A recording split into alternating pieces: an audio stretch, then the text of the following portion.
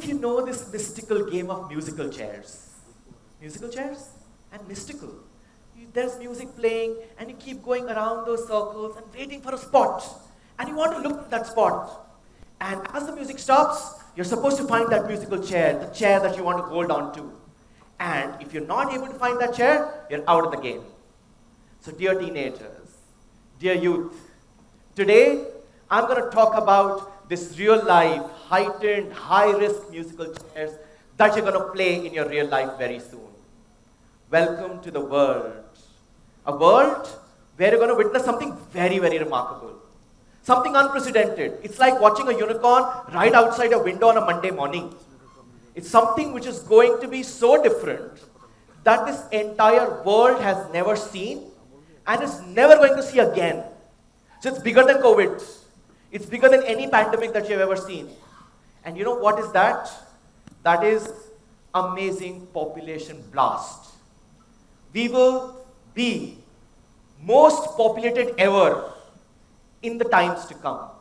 So what we are today, we are 7.8 billion people today. But by the time you grow up, by the time you will be in your middle ages, you will actually see this world with 10 billion people approximately. That is the highest ever that can happen. And by all forecasts, we will continue to have this till 2080 when it will start declining. So you guys will actually live a world which will be full of people and people and people. And you know what does this mean to you guys? You'll be struggling. I remember when I was a kid, I would ever, and I never thought, anybody of my age never thought that we will actually pay money to buy water. But now you do this every single day. Some 7-8 years back, in one of my sessions, I just generally said, oh, there will be a day when we'll actually be buying air. And today, you actually say Himalayan air being sold on Amazon, 5 puffs or $1. And that's exactly what you're going to witness. A scarce of resources, a scarce for living spaces, food, water, clothing, shelter. It's not going to be just this much. Mind you, it's going to be more than this. It's going to be also mental gymnastics, with people of your age committing suicide around you, with people struggling for mental disorders. Taking therapy has become a fad. And that's exactly what you're witnessing today. And that's exactly, you can blame it on us millennials for giving you guys this. And the world is trying to solve this in some way or the other. There are politicians, there are leaders, there's United Nations, there are so many organizations which are trying to do this. But here's my piece of advice to you guys. I have a solution. And that solution is sustainable, scalable, and viable. 3 key mantras of anybody. And that mantra is to start a startup. I am a super proponent of youngsters starting their own ventures. It is time that you start thinking like that. There are reasons for you guys to do this. There is a compelling need for you guys to start thinking that entrepreneurial mindset. It is time for all our educational institutions to start teaching that entrepreneurial mindset, to start teaching children about sustainability, scalability, viability. 3 keywords. And that's exactly what we need. But I'm going to give you the sweet spots first. The sweet spot is, have you ever opened a Forbes magazine, Fortune 500 list? And you know what? Everybody, how many of you want to be one of theirs? Give me raise of hands, anybody? Yes, I can see a lot of hands. I want to be one of these people on the Forbes list or a Fortune 500 list. I can understand this. But I'll give you something. Everybody on that list is nobody else but an entrepreneur. So the only way to be rich in this world is to be an entrepreneur. And believe me, today, there was a time when the world was ruled by warriors. Then there was a world of politicians and world leaders. But the future is going to be about entrepreneurs. Today, an entrepreneur is there to stay. They don't change their tenure in 5 years. They don't change their terms. They're there. One comment by Elon Musk actually is a headline in the whole world, bigger than any political leader today. What are we talking about? Look at anybody. You may probably be one of those people who can actually make good money by doing your own business ventures. Start thinking. And that's exactly what I want. In fact, my vision, it's very ironical that while we are in school, we really start teaching commerce and business only when children turn 17.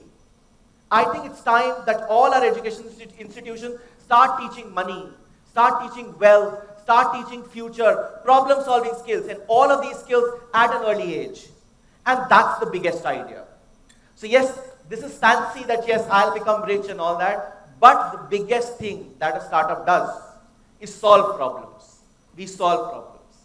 Believe me, today, a SpaceX is helping NASA to send satellites in the Earth's orbit. So imagine startups have the ability to do everything. We have everything today which is being solved by a startup. Most of our problems are being solved by a startup. I used to hate India. When I was a kid, I used to literally think, oh, India is a bad country. India has so many problems. We have poverty, we have population problems, we have this problem. We can't handle 90% of our problems. But today I love India. You know why? Because we are full of problems. We are a country of problems. But because we are a country of problems, we are also a country of opportunities. The whole world is looking at us. The whole world is saying, this is the fastest growing economy, which holds almost 25 to 30% of the world's population. And we are the land of opportunities for the world to look at. So we are the problem solvers. And mind you, while we are burgeoning on population, you'll be surprised to know, but India is already number 2 in terms of startup getting funded in the world. We are number 3 in the world in terms of total number of startups being produced. So imagine that we are there up the league. And our startups are really making the rounds across the globe. In fact, our people are also running most of the startups in the rest of the world. So we are the country which actually runs the world. And let's start thinking that this is possible. Problem solving is an approach, it's an attitude, it's a thought process which has to be developed by all of you guys. So it's time that you start thinking like that. And this is my favorite. Whenever I go anywhere, I keep asking students, what do you want to be? How do you want to live your life? And somebody would say, I want to be an engineer, I want to be a doctor, I want to be this, I want to be this. They are just trying to fit into boxes. And believe me, when you will have 10 billion people in the world, the only option that you'll have is to find yourself as your own thumb impression. I'll give you a very interesting website. There's a website called Will Robots Take My Job? Try Googling it out. And you type any of the old traditional, careers, engineering, medical, chartered accountancy, all of this. This website will come and say 80% chances this career will be not existing by the time you turn and grow old. This will not exist. 20 years from today, you'll probably not find these kind of jobs. It'll be a completely different world. And the only way to survive will be to find your own thumb impressions. Probably it's good to be a YouTuber. It's good to be an AI developer. It's good to be a data analyst because that's where the career is going to be. And it's absolutely all right to be a different person. It's okay to actually shout out loud and say, I am different from the world. It's absolutely all right to do this. Find your own thumb impression. And believe me, entrepreneurship gives you that ability. And the biggest tool that you have in your hand is technology. So ironically, it's very interesting. Okay, so I find this very, very amusing when, and I'm sure you guys do this on a daily basis, where you actually, at the age of 14, decide which phone is the best with best specifications in your house. You are the ones who decide which laptop to buy. You know which technology is the best option. And your mom is proudly happy to call you and say, Beta, can you please tell me what to do with this? Why? Because you are the technology studs for the next generation. So this is your tool.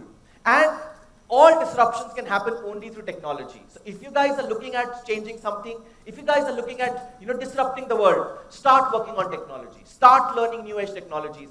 Forget and gone. I mean, I fail to understand why you're not learning AI, blockchain, AR, VR, and all of these new technologies. Data analytics, that's exactly where the future lies. Start learning all of this to survive this world. This is exactly what is the future. And let's start learning some life skills. Very critical, very important to actually learn these skills. What we do in our schools today is, we say my work, my homework, my class, my assignment, I am all by myself. That's what we are taught. But if you're a startup founder, what you learn is our work, our team, our network, our life, let's build it together. And that's exactly what you're supposed to learn. Learn the art of networking, learn the art of problem solving, learn the art of management. In fact, you'll be surprised, but the most rated skill today in all the jobs is your ability to learn a new thing. It's not about you know something. It's not about being an expert. It's about your agility to do something absolutely new, given to you in a flash, and you're able to solve it. And that's exactly what entrepreneurs do. And this is my favorite, because there are days, as an entrepreneur, I work till late night, 2:30, I would sleep, wake up probably 9, 10 in the morning, lazy, and then I would just call up my office and say, oh, I'm taking a break today. Without any ado, without any challenges, without any problems. Of course, I know that there is a lot of responsibility. So this is your power of freedom. And with freedom comes responsibility. So you learn to take responsibilities. You learn to take that seriously. You become serious with your life. You know that there are people who are dependent on you. There are things dependent on you, and you still take it on yourself to solve it the right way. So you can actually be your own boss, and it's not easy though, I agree, but it's very interesting. And it's good to fail. And as a kid, imagine that, pull out, probably at the age of 15, you probably put your hands inside your pocket and say, here's my visiting card, and I am a CEO. And it's okay if you don't. And if you can't become a CEO, and you say, I failed. Nobody expected you to win anyway. Right? You're just 14, you're just 15, you're a teenager. It's alright if you're a college student, you try multiple times, you fail fast, and you fail often, and nobody's going to bother you. Somebody starting his career of entrepreneurship at the age of 30, everybody's looking at him. Okay, what is he doing? How is he doing it? But at your age, it's okay to fail. And it's okay to fail and not really be worried about it. But I know what you're going to say. You're going to give me some amazing excuses. And I'll tell you your excuses. I've got 4 which I've gathered from all the experiences that I've done. And the first excuse that I've seen from most people is, I have no idea. I need a disruptive idea. I need to have an innovative idea. Unless I have an idea, I am not good for anything. Right? I'll tell you something very interesting. Was Google the first search engine of the world? No. Was Facebook the first social media platform? Was Flipkart the first marketplace? Was Amazon the first marketplace? Was Ola the first cab sharing platform? None of them were the first. They copied. They just had a small twist to themselves. And that's how the idea happened. So idea is not about actually creating something scientifically innovative. Idea is about actually seeing the problems and applying the existing knowledge to solving that problem to be a disruptor. So it's okay to actually copy. There is no problem with a control C and a control V in the startup world. People do this every day. In fact, if you see a Shark Tank of US, probably some 10 years back, you bring this back to another country and try to replicate it, it's all right. There is no patent or a copyright for actually starting a startup idea which somebody else has already done. Right? So it's pretty okay. Most people do the same. They just bring about the small essence of their own personal self, the reality of the problem at hand at that moment, and that's about it. I'll tell you one more. You will say, it requires a lot of money. And unless I'm wealthy, unless I have a lot of money, I would not be able to start a startup. My answer is very, very simple. There are 2 stories. One very interesting is, have you ever seen anybody's success story which says riches to riches? All success story is rags to riches. You should feel lucky that you're poor today. We are all lucky. I was lucky and I am lucky that I actually had lack of resources. Then there is lack of resources, the best of you comes out. And that's exactly what it is. Look at all top startups today. Most of them were formed in either a college dormitory or they were made out of a garage. They were not born billionaires. They were not born millionaires. They actually started, struggled. And I'll tell you something very interesting further. This is the best time for starting a startup. The amount of funding which is now available was never available. When I was your age, I never got this chance. I was always struggling. But today, people accept and celebrate entrepreneurship. You actually go to the television sets or you go to YouTube and you start realizing, oh, entrepreneurs are really making the rounds. It's okay. It's a celebrated thing. It's a fun thing to actually be an entrepreneur. People are willing to invest money. They're willing to look at it because that's the only way. The whole world knows it. It's just time that you guys start understanding that this is the way to take it forward. And the last 2 which I have is you're scared of taking risks. I'm scared. I don't know. I want a stable life. I need a smooth life.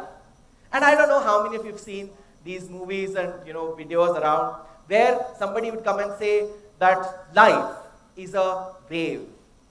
And most people run for a straight line. If you want to run for a straight line, go and die. Life is never going to be so smooth. There's risk associated with everything. You step out of this house, you step out of this room, and you might probably have an accident. You never know. You might join the best of organization. Someday, somebody will come out and say you're laid off and you're fired. There's risk all around you.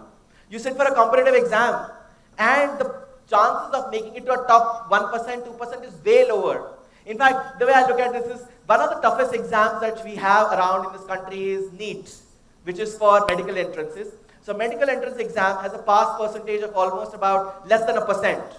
For a startup, the success rate is about 10%.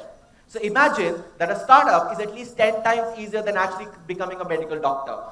You're still struggling for 18 years, studying hard, trying to crack that examination, risking your entire life, and then saying, okay, I have not made it. So start thinking like that.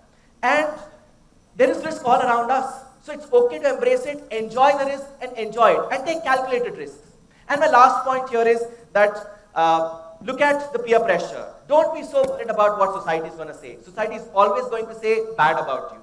There's always going to be competition. With rising population, people will always be looking at you and saying, oh, bring him out. But if you're a rising star, people will always look up to you. If you're falling down, people will say something else to you. Don't worry about it. I want to just conclude by saying some very interesting lines.